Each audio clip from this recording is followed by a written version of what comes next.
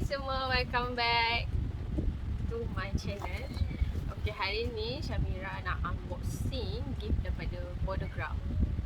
Podo Craft. Okay, siapa pernah beli barang kat Podo Craft? Okay, Podo Craft ni basically barang-barang wooden craft yang diorang handmade tau. Made from the wood. So, okay, hari ni ada few item. Okay, from Podo Craft. Podo Craft ni sebenarnya cousin Syamira punya. My cousin Kak Uda. Hai Kak Uda. So support Kak Uda. Sebenarnya tak payah nak promote sangat sebab diorang ni pun memang dah well established. Tengok apa barang-barangnya. So siapa yang tak pernah tahu Podo Craft punya lambang macam ni. ID dia Podo Craft, P-O-D-O. Okay, first item kita unboxing. Apa ni? One. Craft. Tengok situ ni. Hakuna. And then we got Matata. So it's Hakuna Matata. It means no worries. Okay, yang ni boleh cabut. Kan? Dia sebenarnya tak letak kat sini pun. So dia just one word. Then kita nak dekor belakang ni. Okay? Ni lambang Podo Craft. Aku nak Matata. Right. So also got this mirror. Kids punya comel kan? And then yang paling extra sebenarnya this one.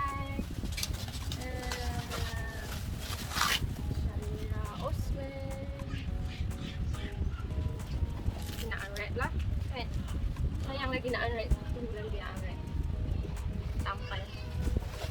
And then what's more dalam box ni memang dia wrap bubble. Banyak bubble dia lah. Okay, so I got this one, surah Al-Baqarah ayat 152 kan. Ni semua wooden. Pakai laser cut tu. Untuk ni ada glass. Okay. Frame ni pun orang buat sendiri tau. Cantik sangat. And then one more box. Got best. Paling best. Allah and Muhammad. Apa kan? Saya suka sangat. Ini semua apa tu? Wood lah. Orang engrave. And then also Kak Uda yang design, Kak Uda and Hafiz. Then all their team, their team. Orang buat ni cantik. So kalau nak dapatkan, boleh pergi website Podo Craft. And start November tu diorang dah ada sistem hula. Best tau. Siapa pernah pakai hula payment. So kalau macam barang macam ni 100 something, so korang pakai hula je, bolehlah bayar monthly sikit-sikit. Apa yang tinggi sangat kan, rasa macam besar kan, bajet nak kena keluar kan.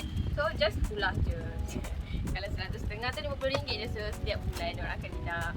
So best kan. So kalau nak dapatkan this one and this one untuk dekor rumah, boleh usah IG dia Podo Craft, P-O-D-O-C-R-F-T, Podo Craft. Okay, once again thank you. Nanti Syamira akan up dekat blog juga. So, tengok ya. Thank you, bye.